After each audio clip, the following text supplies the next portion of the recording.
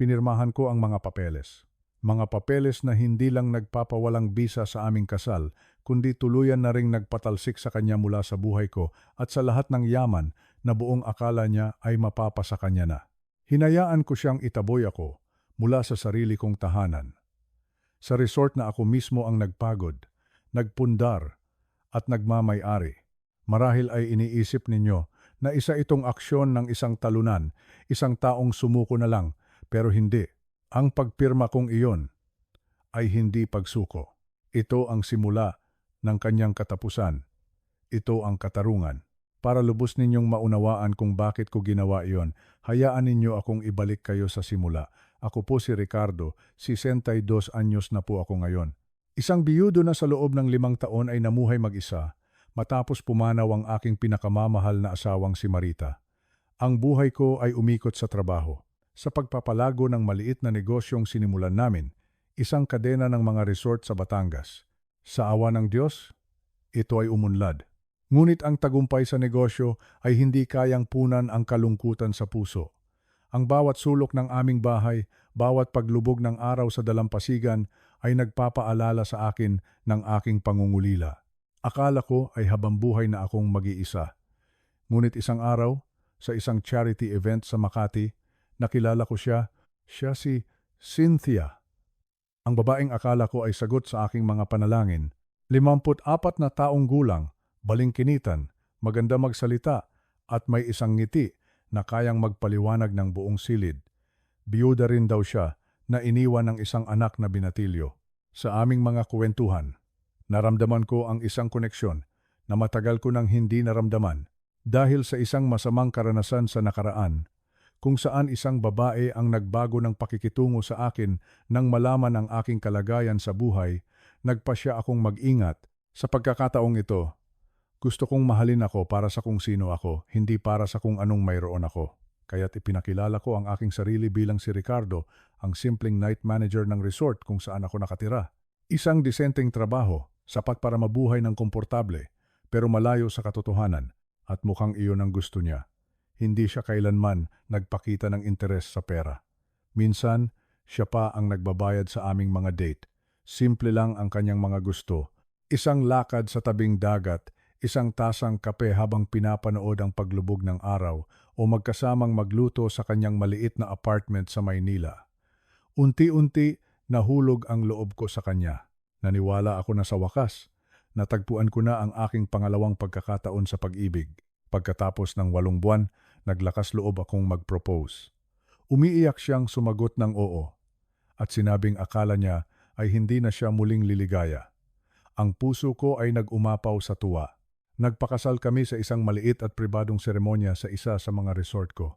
Ang aking anak na si Ana, na lumipad pa mula sa Singapore, ay may pag-aalinlangan sa kanyang mga mata, pero sinuportahan pa rin niya ako.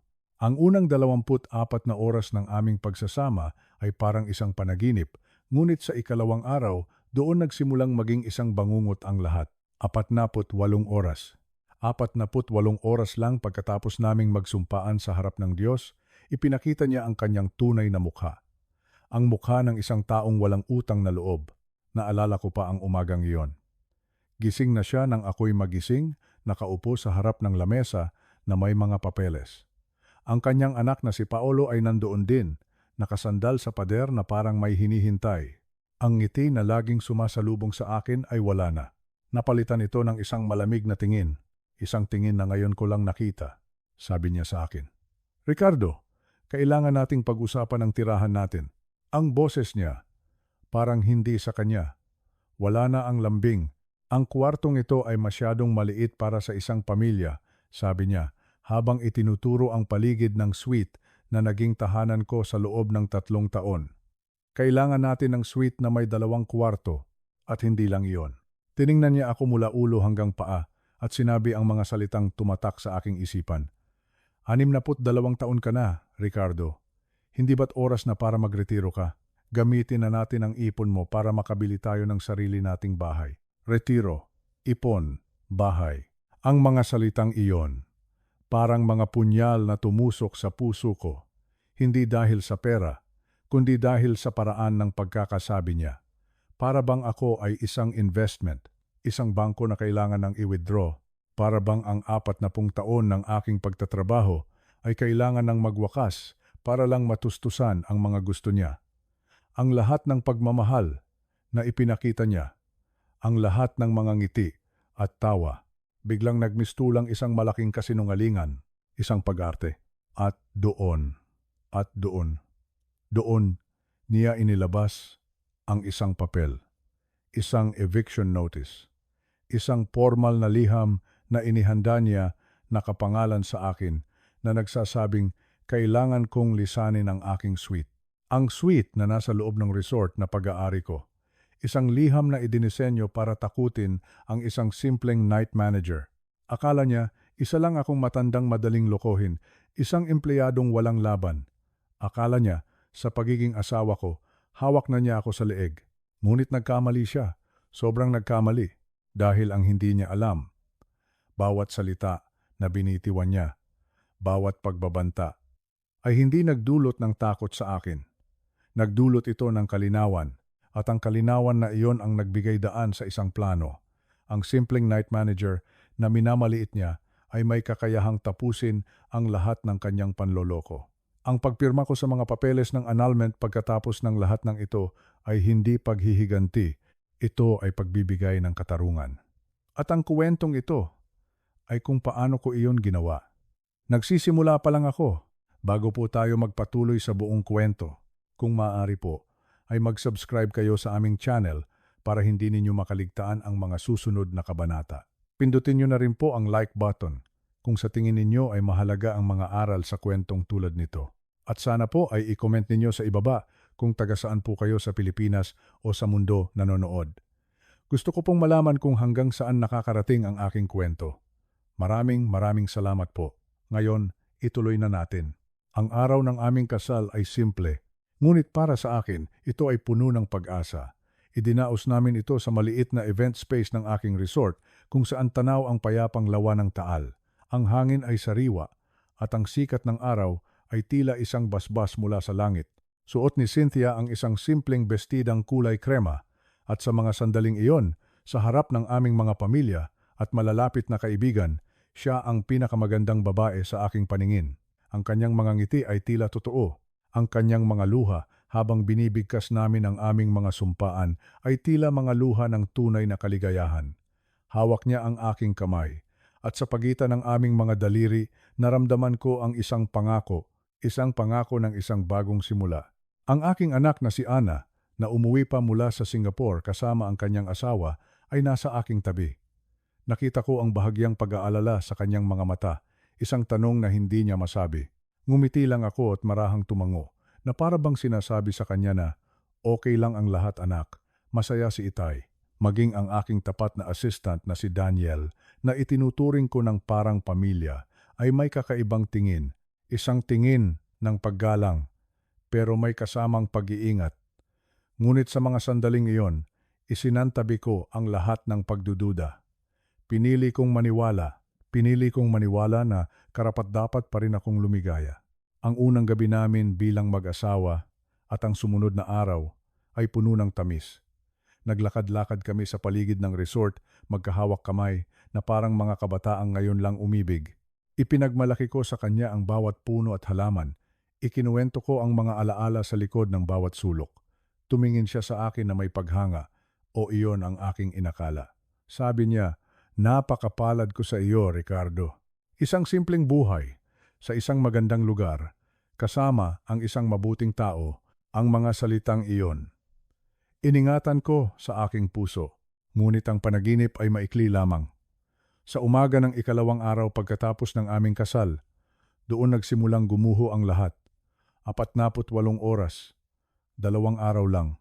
Iyon lang pala ang haba ng kanyang pag-arte. Nagising ako na wala na siya sa aking tabi. Natagpuan ko siya sa maliit na sala ng aming suite, nakaupo ng tuwid sa isang silya. Ang kanyang buhok ay maayos na, ang kanyang damit ay plansado. Sa kanyang harapan, sa ibabaw ng lamesa, ay may mga nakalatag na papeles. Ang kanyang anak na si Paolo, na hindi ko alam na doon pala natulog sa ibang kwarto, ay nakatayo sa isang sulok, nakahalokip-kip, na para bang isang bantay. Ang anyo nilang dalawa ay seryoso. Parang isang pulong, hindi isang umaga ng bagong kasal. Magandang umaga, bati ko, habang kinukuha ko ang aking tasa ng kape. Sinubukan kong pagaanin ang paligid. Tumingin siya sa akin. At sa tingin na iyon, alam ko na agad. May nagbago. Ang init sa kanyang mga mata kahapon ay wala na. Napalitan ito ng isang bagay na malamig, kalkulado, parang yelo. Sabi niya, Ricardo, kailangan nating pag-usapan ang sitwasyon natin dito, ang kanyang boses, formal at walang emosyon. Anong sitwasyon? Tanong ko, habang umuupo ako sa tapat niya. Itong kuwarto, sabi niya.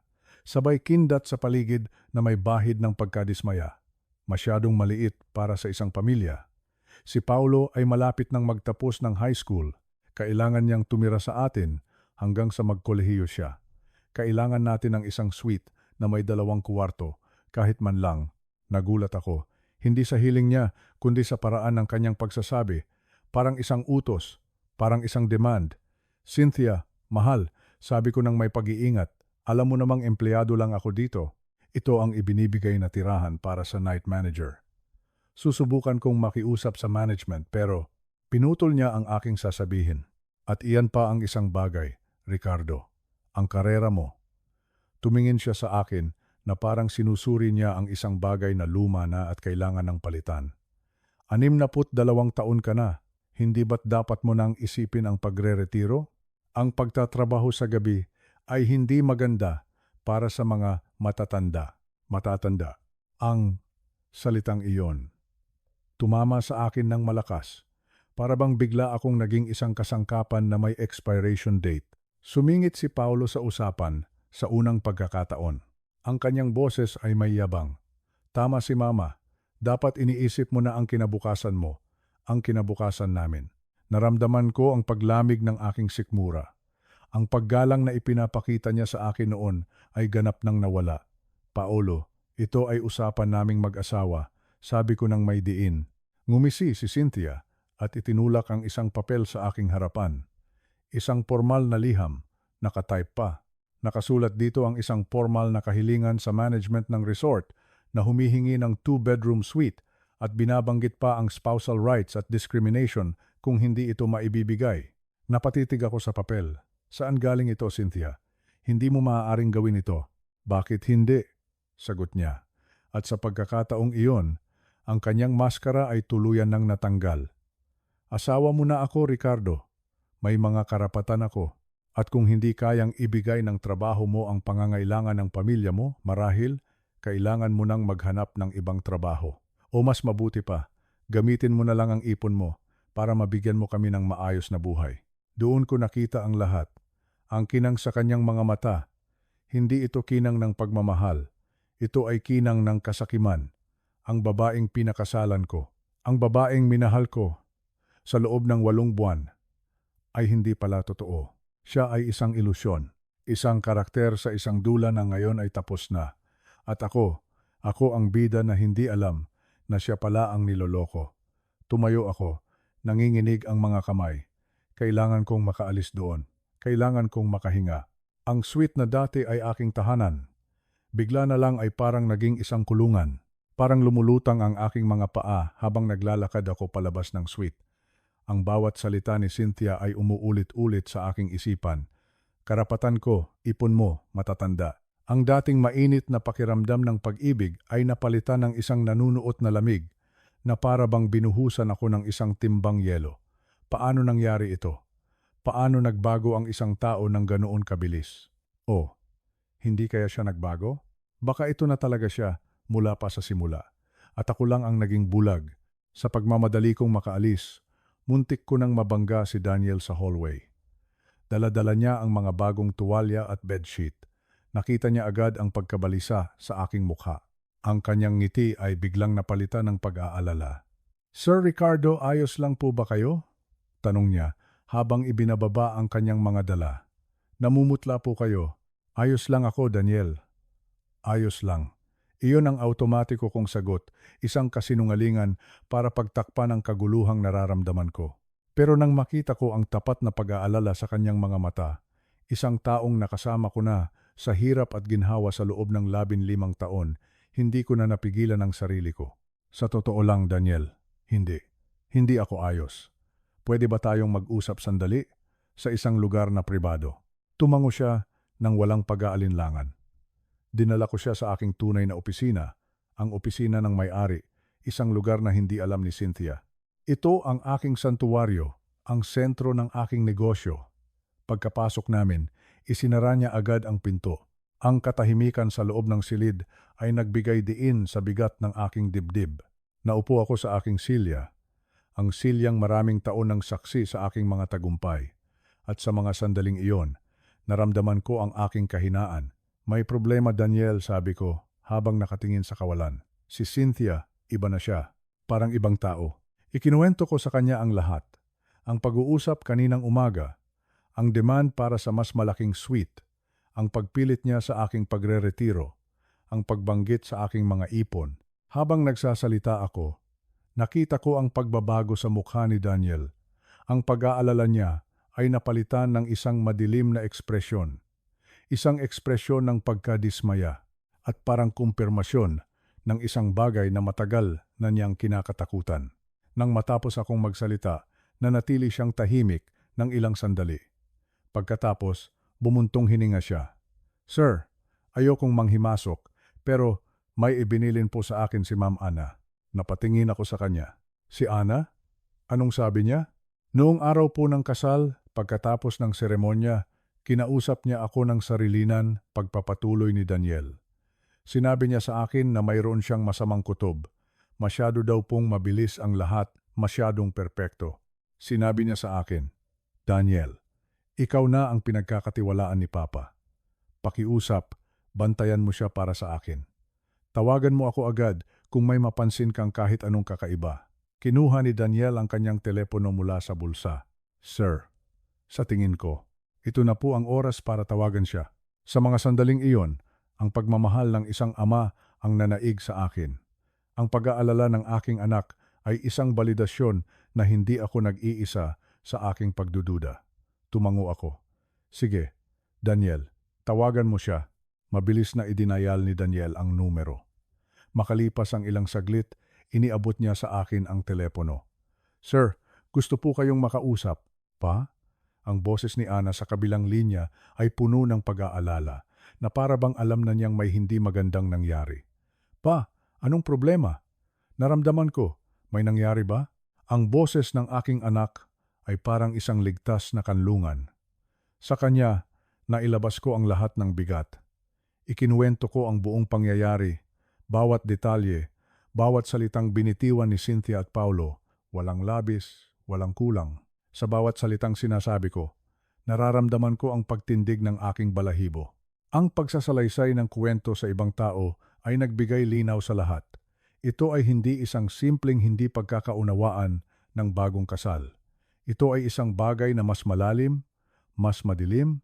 Nang matapos ako, isang mahabang katahimikan ang namagitan sa amin. Pagkatapos, huminga ng malalim si Ana. Ang kanyang boses, nang muli siyang magsalita, ay seryoso at may bigat. Pa, may kailangan pa akong sabihin sa iyo. Isang bagay na hindi ko sinabi dahil ayokong sirain ang araw mo. Pero ngayon, kailangan mo nang malaman. Kinabahan ako. Ano iyon, anak? Noong reception.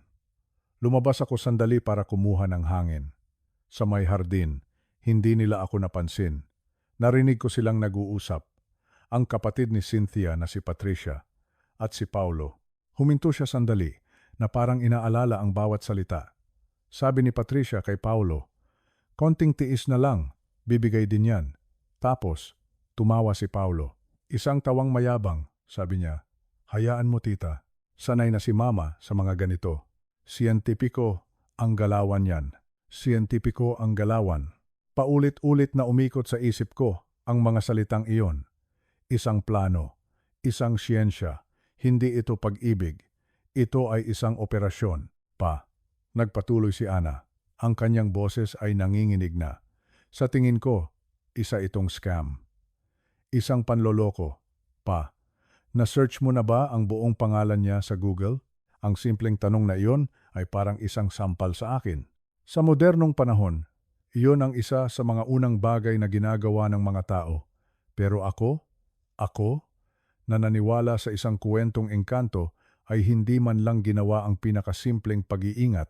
Hindi anak, sagot ko, puno ng pagsisisi. Nagtiwala ako. Gawin mo ngayon pa habang nasa linya ako. Sa utos ng aking anak, ibinukas ko ang aking laptop.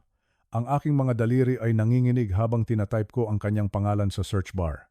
Cynthia Reyes, Manila. Ang pag-click sa search button ay parang isang mabagal na paghatol. Sa bawat segundong pag-load ng page, bumibilis ang tibok ng aking puso. Ang mga unang resulta na lumabas ay tila normal. Isang profile sa LinkedIn na nagsasabing siya ay isang event coordinator. Ilang mga social media accounts na may mga litrato ng mga bulaklak, mga pagkain at mga ngiti. Mga ngiting ngayon ay alam ko ng peke. Isang maingat na binuong imahe para sa publiko. Isang maskara. May nakikita ka ba pa? Tanong ni Ana. Ang kanyang boses ay mahina sa kabilang linya na parang ayaw niyang marinig ang sagot. Sandali lang anak, sabi ko.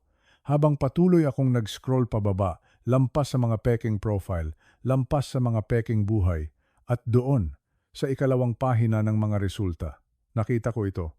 Isang headline mula sa isang online news portal, 2 taon na ang nakalipas. Ang mga salita ay tila tumalon mula sa screen at sumampal sa akin. Babae sa Manila, iniimbestigahan sa kaso ng panloloko sa mga matatanda. Napatigil ako sa paghinga. Nanginginig ang kamay ko habang dahan-dahan kong inililipat ang cursor ng mouse papunta sa link. Sa bawat milimetro ng paggalaw, parang may bumubulong sa aking isipan na huwag nang ituloy, na bumalik na lang sa matamis na kasinungalingan. Pero kailangan kong malaman. Kailangan kong harapin ang katotohanan, gaano man ito kasakit. Nag-click ako. Ang artikulo ay detalyado. Inilarawan nito ang isang investigasyon sa isang babaeng nagngangalang Catherine Reyes, isang pagkakaiba sa pangalan. Ngunit ang litrato na kasama sa artikulo, walang duda, siya iyon. Si Cynthia, ang babaeng pinakasalan ko. Ayon sa artikulo, ang modus operandi niya ay ang puntiryahin ang mga mayayamang matatanda, partikular na ang mga biyudo o diborsyado, sa pamamagitan ng mga dating site at mga charity event. Ang parehong paraan kung paano kami nagkakilala. Mabilis siyang magpapakasal, at pagkatapos ay unti-unti niyang gagawing miserable ang buhay ng kanyang biktima. Gagamitin niya ang emosyonal na blackmail, mga banta, at mga legal na butas para pilitin silang ibigay ang kontrol sa kanilang pera, mga ari-arian, at mga investment. May isang kaso na partikular na binanggit, isang 70 taong gulang na negosyante na, sa loob lamang ng 3 buwan pagkatapos ng kasal, ay napilitang isalin sa pangalan niya ang kanyang bahay at lupa sa isang mamahaling subdivision. Ngunit ang pinakamasaklap, ang investigasyon ay natigil. Nahirapan ang mga autoridad dahil karamihan sa mga biktima ay tumangging magsalita o magsampa ng formal na kaso. Sila ay nahihiya. Nahihiya na aminin na sila ay naloko. Nahihiya na aminin na ang kanilang pag-iisa at paghahangad ng pagmamahal ay naging daan para sila ay maging biktima. Andyan ka pa ba? Ang boses ni Ana ang nagpabalik sa akin sa realidad. Hindi ako makapagsalita. Ibinaba ko ang telepono at inilagay sa speaker para marinig niya ako.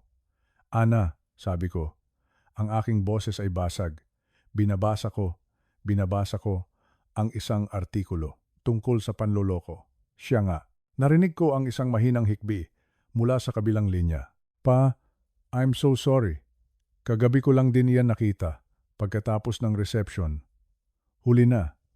Akala ko baka ibang tao lang, baka nagkataon lang. Ayokong basta-basta magbintang ng walang kasiguraduhan. Ayokong sirain ang kaligayahan mo. Patawarin mo ako pa. Sana sinabi ko na agad. Ang pagsisisi sa boses ng aking anak ay mas masakit pa kaysa sa panlolokong ginawa sa akin. Hindi niya kasalanan ito. Ako ang nagkamali. Ako ang nagpadala sa emosyon. Shh! Anak, huwag mong sisihin ang sarili mo, sabi ko. Sinusubukang maging malakas para sa aming dalawa. Walang may gusto nito. Ang mahalaga, alam na natin ngayon. Salamat sa iyo, anak. Salamat sa pag-aalala mo. Anong gagawin mo ngayon pa? Tanong niya. Delikado iyan. Kung totoo ang lahat ng ito, hindi sila basta-basta. Baka saktan kanila. Pa, umalis ka muna diyan. Pumunta ka dito sa Singapore. Magpalamig ka muna. Ang alok niya ay tentasyon. Ang tumakbo. ang iwanan ang lahat ng gulo. Pero habang nakatingin ako sa paligid ng aking opisina, sa mga litrato ng aking yumaong asawa, sa mga tropeo ng aking mga tagumpay, isang apoy ang nagsimulang mag-alab sa aking puso. Ang apoy ng galit, hindi. Hindi ako tatakbo. Hindi ko hahayaang angkinin ng isang manloloko ang lahat ng pinaghirapan ko. Hindi ko hahayaang sirain niya ang alaala ng aking asawa. Hindi, anak, sabi ko ng may determinasyon. Ito ang tahanan ko. Ito ang negosyo ko. Hindi ako aalis. Kailangan kong harapin ito. Pero, kailangan kong gawin ito ng matalino. Pagkatapos naming mag-usap ni Ana, ibinalik ko ang telepono kay Daniel na tahimik na nakikinig sa buong pag-uusap. Ang kanyang mukha ay seryoso. Wala nang tanong. Pareho na naming alam ang katotohanan. Ngayon ang tanong na lang ay, ano ang susunod na hakbang? Sir, anong plano ninyo? Tanong ni Daniel. Ang kanyang boses ay nagpapahiwatig ng buong suporta. Tumingin ako sa kanya. Daniel, kailangan kong malaman ang lahat. Hindi sapat ang isang lumang artikulo. Kailangan ko ng matibay na ebidensya. Kailangan kong malaman kung sino talaga sila, kung paano sila kumikilos, at kung gaano sila kadelikado. Kailangan nating malaman ang kanilang buong kwento. Ngumiti ako ng mapait. Akala niya, isa lang akong simpleng night manager. Akala niya, wala akong kakayahan. Well, oras na para ipakita sa kanya kung ano ang kayang gawin ng isang simpleng night manager. Ang aking unang hakbang ay humanap ng isang taong mas magaling pa sa Google. Isang taong kayang hukayin ang mga lihim na pilit nilang itinatago. Ang desisyon ay ginawa ko ng may bigat sa puso, ngunit may kalinawan sa isip. Hindi na ito tungkol sa nasirang pag-ibig o sa nasayang na tiwala. Ito ay naging isang laban para sa katotohanan at para sa proteksyon ng lahat ng aking pinaghirapan. Alam kong hindi ko ito kayang gawin mag-isa. Ang kalaban ko ay hindi isang simpleng tao na sakim sa pera. Sila ay mga profesional, mga artistang sanay sa panloloko, kaya't kailangan ko rin ng isang profesional sa aking panig. Sa tulong ng rekomendasyon mula sa isang kaibigang abogado, nakipag-ugnayan ako sa isang pribadong investigador. Isang babae na may reputasyon sa pagiging masusi, matalino, at higit sa lahat diskreto. Ang pangalan niya ay Sara Santos. Ang aming unang pagkikita ay ginanap sa isang maliit na coffee shop sa Alabang, malayo sa Tagaytay. Ayokong magkaroon ng kahit anong bakas na mag-uugnay sa amin. Pagdating ko, nandoon na siya sa isang sulok. Nakaupo na parang isang ordinaryong customer, umiinom ng kape habang nagbabasa ng libro. Simple lang ang kanyang anyo, malayo sa mga investigador na napapanood sa pelikula.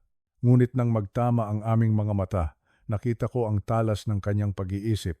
Ibinigay ko sa kanya ang lahat ng impormasyon na mayroon ako. Ang pangalan ni Cynthia, ang pangalan ng kanyang anak na si Paolo, at ang kanyang kapatid na si Patricia. Ibinigay ko rin ang kopya ng artikulo sa dyaryo na nahanap namin ni Ana. Tahimik siyang nakinig sa aking buong salaysay, paminsan-minsan ay tumatango o nagsusulat ng ilang mga tala sa isang maliit na notebook. Hindi niya ako hinusgahan, hindi niya ako pinangaralan. Nakita ko sa kanya ang isang profesional na nakatuon lamang sa trabaho. Bigyan ninyo ako ng 3 araw, Mr. Ricardo, sabi niya pagkatapos kong magsalita. Huwag po kayong gagawa ng kahit anong biglaang desisyon. Manatili po kayo sa inyong papel bilang isang simpleng night manager. Magpanggap po kayo na wala kayong alam. Ang pinakamahalaga ngayon ay hindi nila malaman na may nag-iimbestiga na sa kanila. Ang sumunod na 3 araw ang pinakamahabang 3 araw sa aking buhay.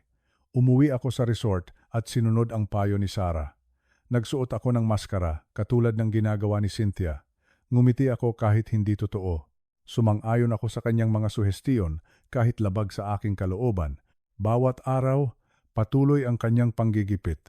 Nakausap mo na ba ang management tungkol sa suite, Ricardo? Tanong niya isang araw habang nag-aalmusal kami. Sinusubukan ko, mahal. Medyo mahigpit sila, sagot ko. Bilisan mo. Hindi tayo pwedeng manatili sa kulungang ito, sabi niya. At ang salitang kulungan ay parang isang insulto sa aking tahanan. Si Paolo naman, lalong naging arugante. Isang araw, naabutan ko siyang nakaupo sa aking paboritong silya, nakataas ang mga paa sa lamesa, na parabang siya ang hari ng lugar. Hindi man lang siya gumalaw nang pumasok ako. Tiningnan lang niya ako na may paghamak. Ang bawat kilos nila ay parang mga karayom na tumutusok sa aking pagkatao. Kinailangan kong gamitin ang lahat ng aking lakas para pigilan ang sarili kong sumabog. Paulit-ulit kong sinasabi sa aking sarili, hintayin mo ang tamang oras. Darating din ang katarungan. Sa ikatlong araw, tumunog ang aking telepono. Isang hindi rehistradong numero. Si Sarah. Mr. Ricardo, sabi niya sa kabilang linya. Ang kanyang boses ay seryoso. Kailangan po kayong maupo para dito. Nagpunta ako sa aking opisina at isinara ang pinto. Ano ang nalaman mo? Ang mga sumunod na salitang binitiwan ni Sarah ay nagpatibay sa aking mga hinala at nagbigay ng isang larawan na mas masahol pa kaysa sa aking inaakala. Ang kanyang investigasyon ay masusi at malalim. Una, ang pangalan ni Cynthia Reyes ay isa lamang sa marami niyang alias. Ang tunay niyang pangalan ay Catherine Briones at hindi siya biyuda. Ang kanyang tunay na asawa ay buhay pa, isang OFW sa Middle East na matagal na niyang hindi nakikita ngunit hindi sila legal na hiwalay. Ibig sabihin, ang kasal namin ay hindi legal. Isa itong malaking panloloko mula sa simula. Pangalawa, si Paulo. Hindi niya ito anak. Siya ay kanyang pamangkin, anak ng isa pa niyang kapatid. At hindi siya 17 anyos. Siya ay 23 na.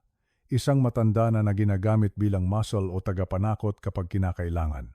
Kaya pala mayroon siyang kakaibang tapang at yabang na hindi angkop sa isang teenager. At pangatlo, si Patricia, ang kanyang kapatid mula Cebu. Hindi siya kapatid sa kwento ni Cynthia. Siya ay kasabwat.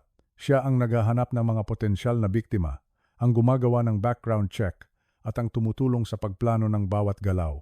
Sila ay isang pamilya ng mga manloloko, isang sindikato. Ang pinakamatinding ibinunyag ni Sarah ay ang listahan ng kanilang mga naging biktima. Sa nakalipas na 5 taon, Sir Ricardo, sabi ni Sarah, nakumpirma ko na mayroon silang hindi bababa sa 7 biktima. Puro mga biyudo, mga diborsyado, mga taong may edad na at may pera. At yun lang po ang mga nakumpirma ko.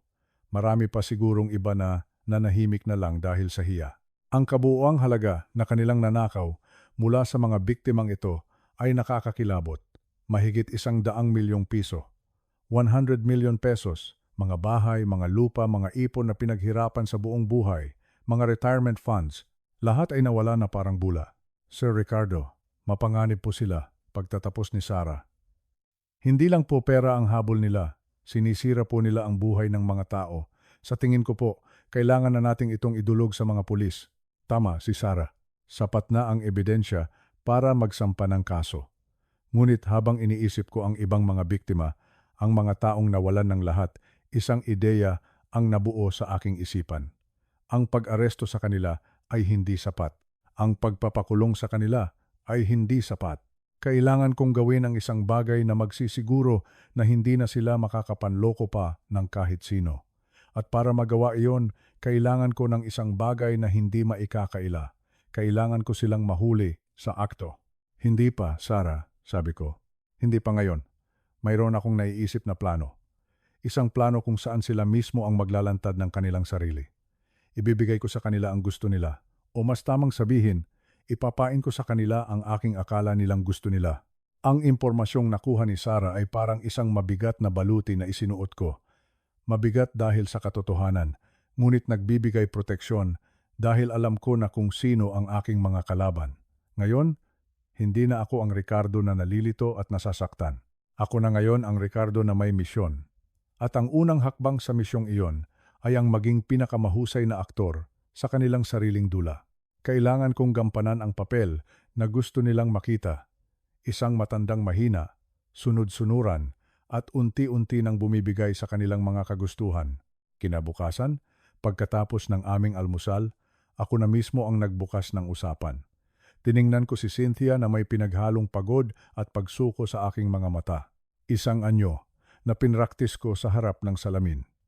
Mahal, sabi ko, habang marahan kong hinawakan ang kanyang kamay sa ibabaw ng lamesa. Pinag-isipan kong mabuti ang mga sinabi mo. At sa tingin ko, tama ka. Nakita ko ang isang mabilis na kislap ng tagumpay sa kanyang mga mata. Isang kislap na agad niyang sinubukang itago sa ilalim ng isang pekeng pag-aalala. Inilagay niya ang kanyang kabilang kamay sa ibabaw ng kamay ko. Talaga, Ricardo, ano ang naisip mo? Pagod na rin ako, pagpapatuloy ko, habang tinitiyak na may bahid ng kalungkutan sa aking boses. 62 taon na nga ako. Marahil ay oras na para magpahinga, para sa iyo, para sa atin. Lumapit siya sa akin at niyakap ako. Isang yakap na walang init, parang yelo na dumampi sa aking likod. Iyan ang pinakamagandang desisyon na ginawa mo, mahal. Para ito sa ating kinabukasan. Umupo ako muli at bumuntong hininga ng malalim. Pero may problema tayo sa pera. Tiningnan ko ang aking mga ipon. Mayroon akong humigit kumulang 2 milyong piso, 2 million pesos. Sinadya kong sabihin ang isang halaga na sapat na para maging kapani-paniwala, ngunit hindi ang kabuuang katotohanan. Tumingin siya sa akin at nakita ko ang mabilis na kalkulasyon sa kanyang isipan. Ang kanyang utak ay parang isang abakus na mabilis na nagbibilang 2 milyon, sabi niya, na parang sinusuri ang halaga. Magandang simula iyan. Pero alam mo naman, Ricardo, ang mahal ng mga bahay at lupa ngayon, lalo na dito sa Tagaytay, kulang pa iyan. Alam ko, sagot ko, na parang problemado. Mayroon pa akong ibang mga investment at retirement fund, pero nakalock in ang mga iyon. Malaki ang magiging penalty kung withdrawin ko ng maaga. Sa pagkakataong iyon, pumasok si Paulo sa eksena, na parang isang aktor na naghihintay lang ng kanyang cue. Pwede namang i-withdraw ang retirement fund, sabi niya, na para bang isa siyang financial expert. May penalty nga, pero makukuha mo pa rin ang malaking bahagi. Mas mahalaga naman na magkaroon tayo ng sariling bahay, hindi ba? Ang kanilang koordinasyon ay perpekto. Isang magandang dula. Sila ang mabuting asawa at anak na nag-aalala lang sa kinabukasan ng kanilang pamilya. At ako ang matigas ang ulo na matanda na kailangang kumbinsihin. Nagpanggap akong nag-isip ng malalim. Pero sayang naman ang mawawala sa akin. Halos 30% rin ang mababawas dahil sa buwis at penalties. Pero may matitira pa ring 70%, mabilis na sagot ni Cynthia.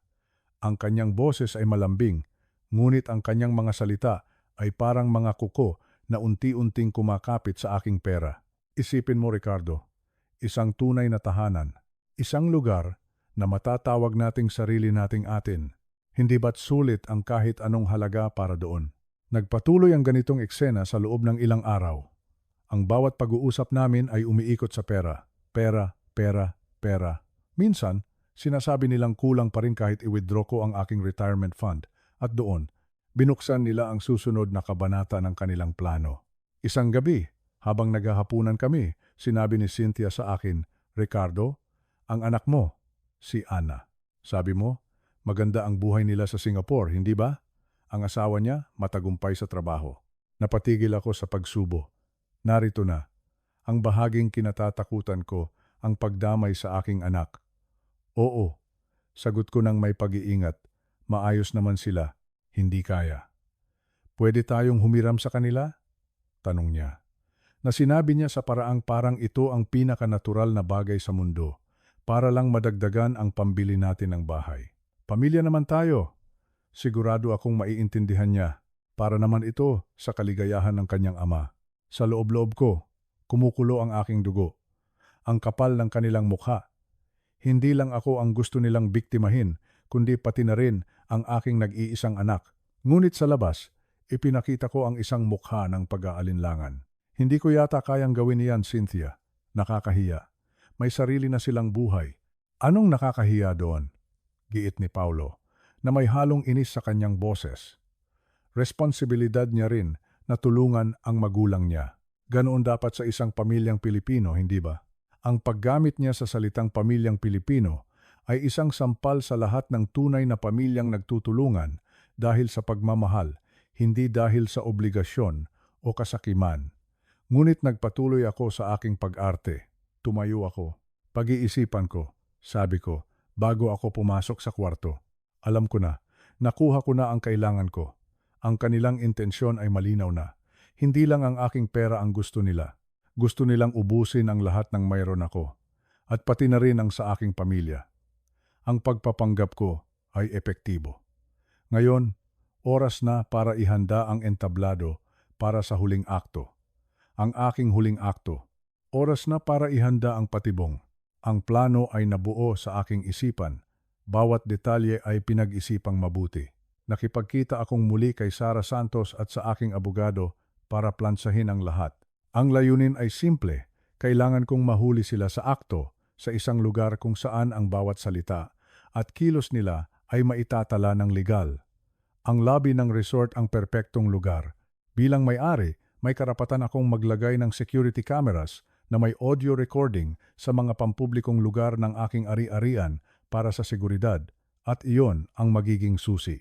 Ang aking unang hakbang ay ang ipresenta sa kanila ang isang pain na hindi nila kayang tanggihan. Kinabukasan, lumapit ako kay Cynthia na may dalang magandang balita. Ang aking mukha ay nagpapakita ng magkahalong saya at lungkot. Mahal, sabi ko, habang hawak ko ang isang sobreng walang laman. Nakausap ko na ang management. Pumayag na sila sa aking maagang pagre-retiro. Agad na nagliwanag ang kanyang mukha. Talaga? Mabuti naman. Ano ang sabi nila? May nakuha ka bang separation pay? Oo, sagot ko. Dahil sa haba ng aking serbisyo, bibigyan daw nila ako ng severance package. 500,000 piso, 500,000 pesos. Ang kanyang mga mata ay lumaki. 500,000, isang malaking halaga para sa isang simpleng night manager. Ang pain ay kinagat niya. Wow, magaling Ricardo, magaling, sabi niya habang niyayakap ako. Ngayon, mas malapit na tayo sa pangarap nating bahay. Pero, sabi ko, at huminto ako sandali para mas maging dramatiko. Mayroon silang isang kondisyon. Anong kondisyon? Tanong niya. Ang kanyang ngiti ay bahagyang nawala. Gusto nilang makausap tayong dalawa, paliwanag ko. Ito raw ang kanilang policy para sa mga empleyadong may asawa na magre-retiro. Gusto nilang masiguro na pareho tayong sang-ayon sa desisyon. At para na rin daw maipaliwanag sa iyo, bilang asawa ko, ang mga detalye ng package. Napakunot ang kanyang noo. Bakit kailangan pa iyon? Parang ang weird naman. Hindi ko rin alam, sagot ko, na parang naguguluhan din. Basta, iyon daw ang patakaran. Kailangan daw nating makipagpulong sa general manager para formal ang lahat. Nag-isip siya ng ilang sandali. Ang kanyang utak ay malamang na sinusuri ang sitwasyon, naghahanap ng anumang senyales ng panloloko. Ngunit ang aking pag-arte bilang isang simple at medyo nalilitong matanda ay masyadong kapani-paniwala. At ang tukso ng 500,000 piso ay masyadong malakas. Sige, sabi niya sa wakas. Kailan daw? Bukas ng hapon. 3:00. Sa lobby lounge, sagot ko. Mabuti. Sasama kami ni Paolo, sabi niya. Si Paolo? Tanong ko, na para bang nagulat. Bakit kailangan pa siyang sumama? Tiningnan niya ako na parang ang simple ng tanong ko. Siyempre naman. Mula sa simula, kasama na siya sa pagpaplano ng ating kinabukasan. Mas maganda kung nandoon din siya para marinig ang lahat, para walang gusot. Sige, kung iyan ang gusto mo, sabi ko, na parang sumusuko na lang. Ngunit sa loob-loob ko, ako ay nagdiriwang, perpekto. Silang dalawa ang mahuhuli sa patibong. Nang gabing iyon, hindi ako halos nakatulog. Ngunit hindi dahil sa kaba, kundi dahil sa pananabik. Pinulong ko si Daniel at ang aming dalawang pinagkakatiwalaang security personnel. Ipinaliwanag ko sa kanila ang buong plano. Si Daniel ang gaganap bilang si Mr. David Cruz, ang strikto ngunit patas na general manager. Ang aming mga security ay mag-aabang sa isang malapit na silid, handang rumesponde sa aking signal. Tiniyak namin na ang mga CCTV camera sa lobby lounge ay nasa perpektong anggulo. Nagdagdag kami ng mga maliliit na high-fidelity na mikropono na nakatago sa mga palamuting halaman sa lamesa. Bawat sulok ay sakop, bawat salita ay maririnig, bawat kilos ay makikita. Kinaumagahan. Sinigurado ko na ang lahat ay normal. Nag-almusal ako kasama sila, nakipagkuwentuhan tungkol sa mga plano namin para sa bago naming bahay. Ang kanilang kasakiman ay lalong lumalabas. Pinag-uusapan na nila ang mga mamahaling muebles, ang malaking hardin, ang bagong kotse. Sila ay nagdiriwang na hindi alam na sila ay naglalakad papunta sa kanilang sariling katapusan. Pagsapit ng 2:00 ng hapon, nagbihis si Daniel ng kanyang pinakamahusay na suit. Mukha talaga siyang isang ehekutibo. Pinag-aralan namin muli ang aming script. Ang bawat salita ay may layunin. Ang bawat tanong ay idinisenyo para pukawin ang kanilang tunay na kulay. 3:00 ng hapon. Dumating ako sa lobby lounge kasama si Daniel. Umupo kami, naghihintay. Pagkatapos ng ilang minuto, nakita ko silang papalapit. Si Cynthia, suot ang isang eleganteng bestida. Si Paulo, suot ang isang polo shirt na halatang mamahalin. Naglalakad sila na may kumpiyansa, na parang mga mananalo na kukunin na lang ang kanilang premyo. Hindi nila alam na sila ang premyo. At ang laro ay akin. Ang hangin sa lobby lounge ay tila huminto nang maupo sina Cynthia at Paulo sa aming harapan. Ang kanilang mga mukha ay puno ng kasabikan, nakatago sa ilalim ng isang manipis na belo ng pormalidad. Si Daniel, sa kanyang papel bilang General Manager David Cruz, ay nagpakita ng isang profesional at seryosong anyo. Good afternoon, Mrs. Sullivan, Paolo, bati ni Daniel na may bahagyang tango. Ang paggamit niya sa apelyido ko para kay Cynthia ay isang matalinong detalye. Salamat sa inyong pagdating. Maari ko ba kayong alukin ng kape o tsaa? Huwag na, mabilis na sagot ni Cynthia, na halatang atat na. Diretsuhin na natin. Sabi ni Ricardo ay mayroon daw kayong alok na severance package para sa kanya. Tumango si Daniel. Tama po iyon.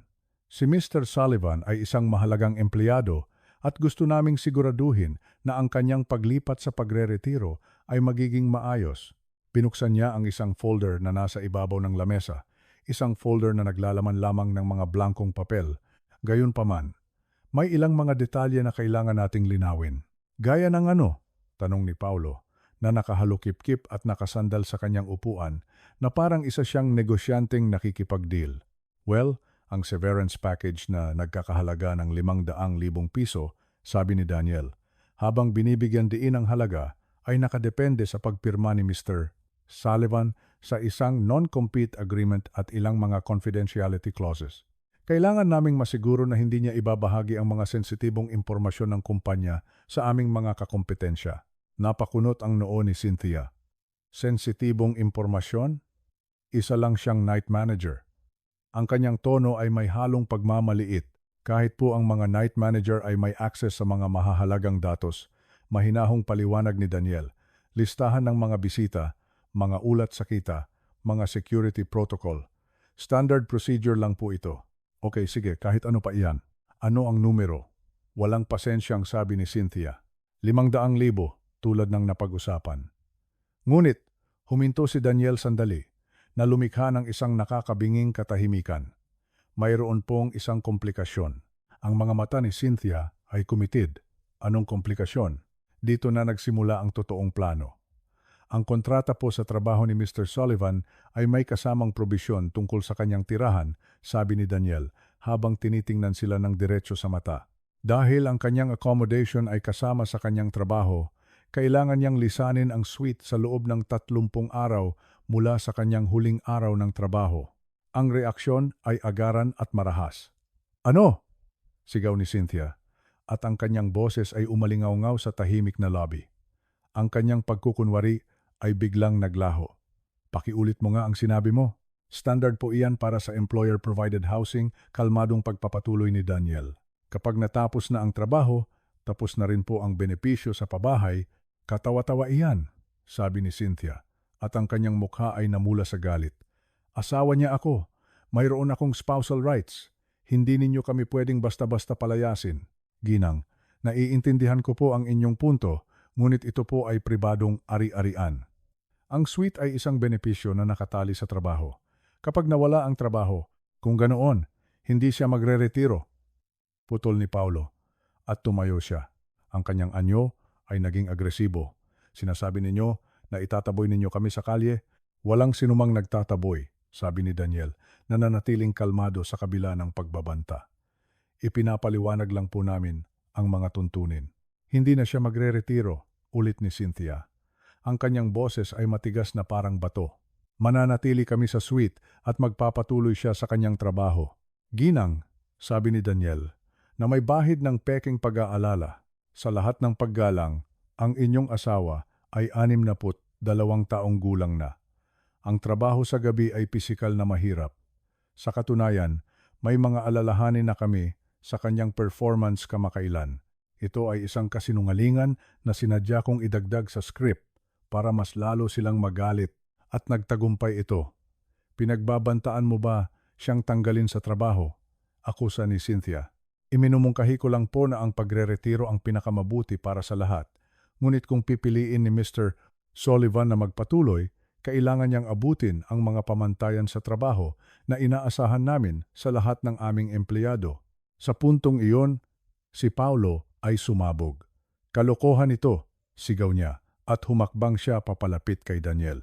Ginigipit ninyo ang isang matanda para lang mapaalis sa kanyang trabaho at tahanan. Mawalang galang na po, sir. Umupo po kayo, sabi ni Daniel. Uupo ako kung kailan ko gusto, sagot ni Paulo, at ang kanyang mga mata ay nag-aapoy sa galit. Ito ang mangyayari. Mananatili si Ricardo sa kanyang trabaho at sa kanyang suite, at ititigil ninyo ang panggigipit na ito. Dahil kung hindi, kukuha kami ng abogado at kakasuhan namin kayo ng napakabilis, hindi ninyo malalaman kung ano ang tumama sa inyo. Sa wakas, ako naman ang nagsalita. Tama na, sabi ko, sa isang boses na mahina ngunit may bigat. Lahat sila ay napatingin sa akin. Sa tingin ko, kailangan nating maging praktikal dito. Kung mawawalan ako ng trabaho, mawawalan din tayo ng tirahan. Iyon ang katotohanan. Kung gayon, hindi ka mawawalan ng trabaho, giit ni Cynthia. Pero pagod na ako, Cynthia, sabi ko, na ginagampanan ang aking papel hanggang sa huli. Gusto ko nang magretiro.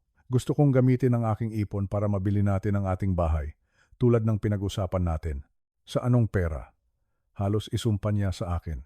Ang 2 milyon mo ay hindi makakabili ng kahit anong disenteng bahay.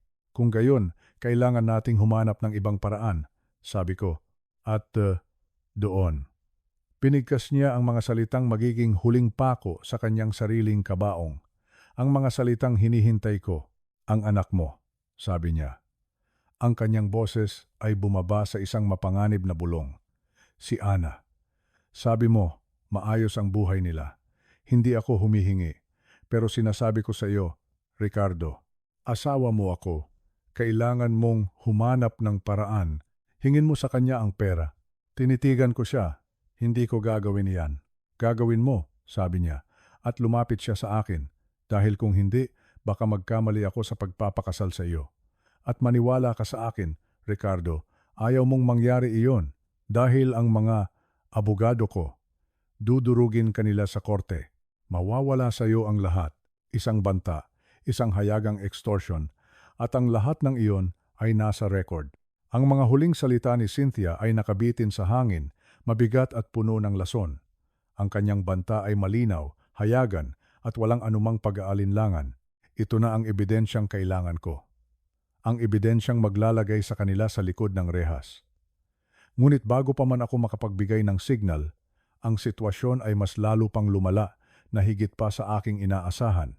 Si Paulo, na puno ng galit at pagkayabang, ay humakbang papalapit sa akin. Ang kanyang anino ay bumalot sa akin. Makinig ka, matanda, sabi niya. Ang kanyang boses ay mababa at puno ng pagbabanta.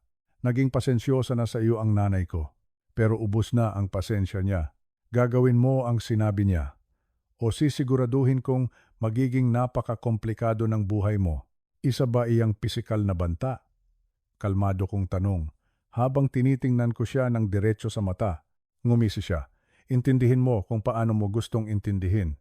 Sa puntong iyon, tumayo si Daniel. Ito na ang signal. Sa tingin ko, tapos na ang pulong na ito, sabi niya sa isang matatag na boses. Hindi pa kami tapos, sigaw ni Cynthia. Tapos na kayo, matigas na sagot ni Daniel. At kailangan ko nang hilingin sa inyo na lisanin ang lugar na ito. Ano? Ang mukha ni Cynthia ay namula sa galit at hindi makapaniwala. Nakatira dito si Ricardo. Nakatira ako dito. Hindi mo kami pwedeng palayasin. Maaari ko po kayong hilinging umalis sa mga pampublikong lugar ng hotel, paliwanag ni Daniel.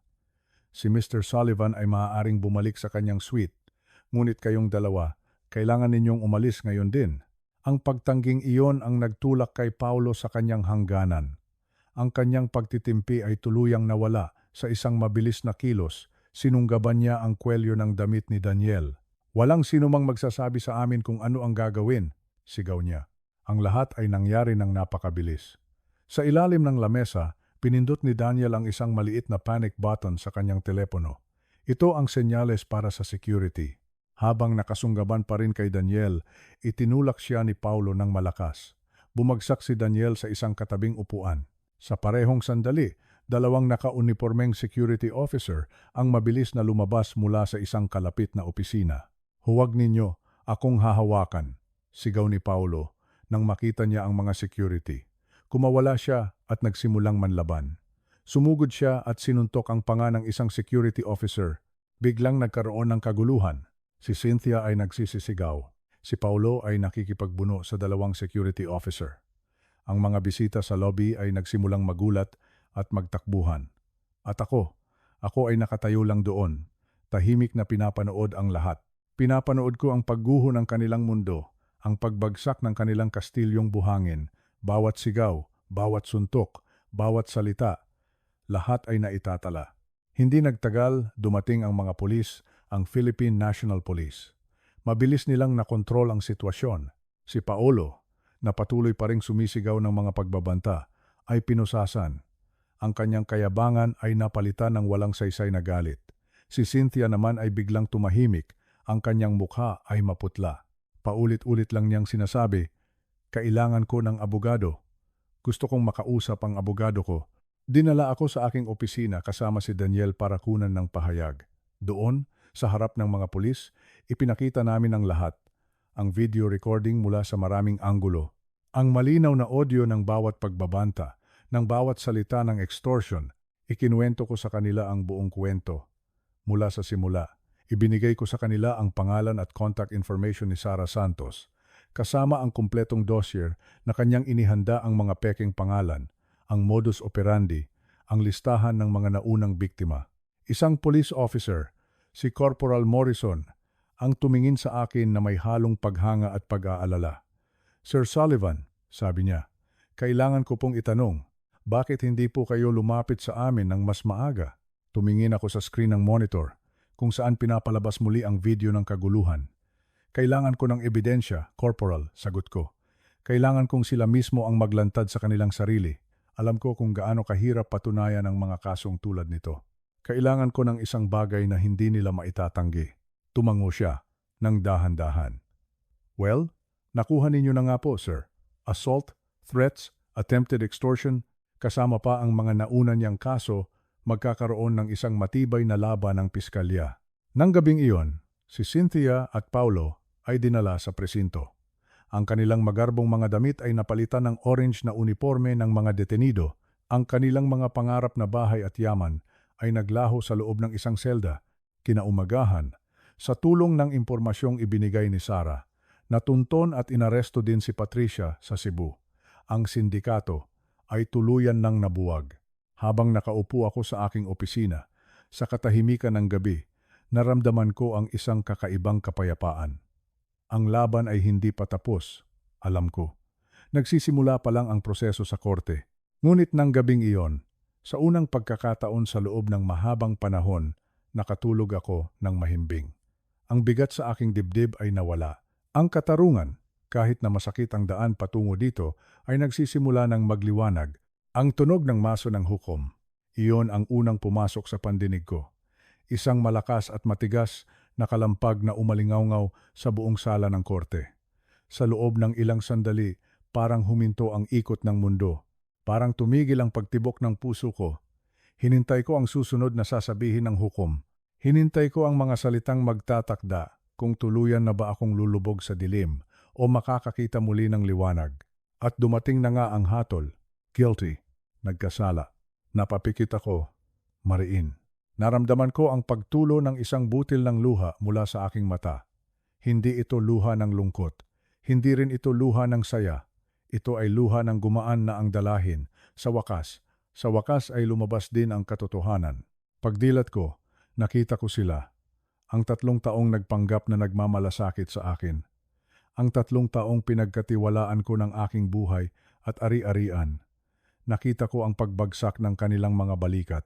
Ang dating matatapang at mayabong nilang tindig noong una, ngayon ay parang lantang gulay na. Wala na ang ngisi sa kanilang mga labi. Ang nakikita ko na lang ay takot. Takot sa rehas na bakal na magiging tahanan nila sa loob ng mahabang panahon. Napatingin ako sa gawin ni Cynthia. Si Cynthia, ang babaeng inakala kong kasama ko hanggang sa huling hininga ko. Nagtagpo ang aming mga mata. Akala ko magagalit ako. Akala ko gusto ko siyang sumbatan at sigawan sa mukha. Pero kakaiba ang naramdaman ko. Wala na ang puot. Wala na ang galit.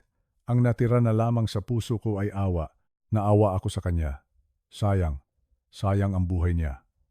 Dahil lang sa silaw ng pera, dahil lang sa kasakiman, sinira niya ang lahat. Sinira niya ang pagkakataon na magkaroon ng payapang buhay. Ngayon, habang ako ay lalabas ng pintuan ng korte na malaya, siya naman ay papasok sa isang masikip na selda. Kasabay ng paghatol sa kanila, ibinabari ng korte ang desisyon sa aming kasal. Wala na bisa. Null and void. Ang kasal na inakala kong totoo ay isa lamang palang palabas. At ngayon, opisyal na ring natapos ang palabas na iyon. Malaya na ako. Hindi na ako nakatali sa kanya. Hindi na ako nakatali sa nakaraan.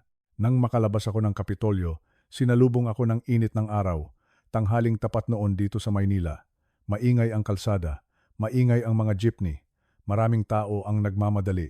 Pero sa pakiramdam ko, napakatahimik at napakapayapa ng paligid. Huminga ako ng malalim. Napakasarap palang huminga kapag walang tinik sa lalamunan. Napakasarap palang lumakad kapag walang mabigat na pasan sa likod. Sumakay ako sa aking sasakyan at nagpahatid pa uwi. Sa biyahe, nakatingin lang ako sa labas ng bintana. Pinagmamasdan ko ang mga puno, ang mga gusali, ang mga taong naglalakad. Dati, noong niloloko pa nila ako, parang kulay abo ang tingin ko sa lahat. Walang buhay. Pero ngayon, parang bumalik ang kulay ng mundo. Buhay na buhay ang berde ng mga puno. Pagdating ko sa bahay, binuksan ko ang pinto. Tahimik. Wala nang ibang tao. Ako na lang mag-isa. Dati, natatakot ako sa katahimikang ito. Natatakot ako na baka mamatay ako na walang nakakaalam. Iyon naman ang dahilan kung bakit ako nagpaloko, hindi ba? Dahil sa takot na maging mag-isa. Dahil sa kagustuhang may mag-alaga sa akin. Pero ngayon, habang nakaupo ako sa aking paboritong silyon, na-realize ko ang isang bagay. Mas mabuti na ang mag-isa kaysa kasama mo nga ang ibang tao, pero niloloko ka naman. Mas mabuti na ang tahimik na bahay kaysa bahay na puno ng kasinungalingan. Payapa. Iyon ang tamang salita. Payapa na ang bahay ko. Lumipas ang ilang linggo, naging abala ako sa pag-aayos ng mga papeles dahil sa desisyon ng korte, nabawi ko ang malaking bahagi ng aking kayamanan. Ang mga lupain, ang mga investments, at ang pera sa bangko. Nang tinotal ng aking abogado ang lahat, umabot ito sa 25 milyong piso. Bumuntong hininga ako nang makita ko ang tseke. 25 milyon. Isang malaking halaga. Sobrang laki para sa isang matandang tulad ko. Ano pa ba ang bibilhin ko? May bahay na ako, may sasakyan. Hindi naman ako mahilig sa luho. Ang pagkain ko ay simple na lang. Dahil bawal na ang matataba at matatamis. Ang mga gamot ko ay kaya ko namang bilhin. Napaisip ako ng malalim noong gabing iyon. Ano ang saysay ng perang ito kung nakatago lang sa bangko? Hindi ko naman ito madadala sa hukay. Kapag kinuha na ako ng Panginoon, maiiwan lang ito dito. At ayokong pag-awayan pa ito ng kung sino-sino. Naalala ko ang pakiramdam noong biktima pa ako. Ang pakiramdam ng kawalan ng pag-asa. Ang pakiramdam na parang ang liit-liit mo. Ang hiya. Iyon ang pinakamasakit. Ang hiya na sa tanda kong ito, naisahan pa ako. Maraming matatanda ang dumadaan sa ganito. Nakikita ko sila sa balita, naririnig ko sa radyo, mga lolo at lola na ninakawan ng pensyon, mga retiradong guro na naloko sa investment scam. Sila ang naisip ko. Alam ko ang sakit na nararamdaman nila. Alam ko ang puyat at iyak nila sa gabi. At alam ko na marami sa kanila ang walang kakayahang lumaban dahil walang pera pambayad sa abogado. Kaya, nagdesisyon ako. Tinawagan ko ang aking abogado kinabukasan. Attorney, sabi ko sa kanya, may gusto akong gawin at gusto kong tulungan mo ako. Nagtatag ako ng isang pondo. Tinawag ko itong pondong pag-asa para sa nakatatanda. Kinuha ko ang 25 milyong piso. Oo, ang buong halaga. Inilaan ko ito bilang panimulang pondo. Para saan ito? Para ito sa mga biktima ng panloloko na katulad ko. Para sa mga matatandang inabuso, niloko, at tinanggalan ng karapatan. Gagamitin ang pera para bigyan sila ng libreng abogado. Gagamitin ito para tulungan silang makabangon. At higit sa lahat, gagamitin ito para iparamdam sa kanila na hindi sila nag-iisa.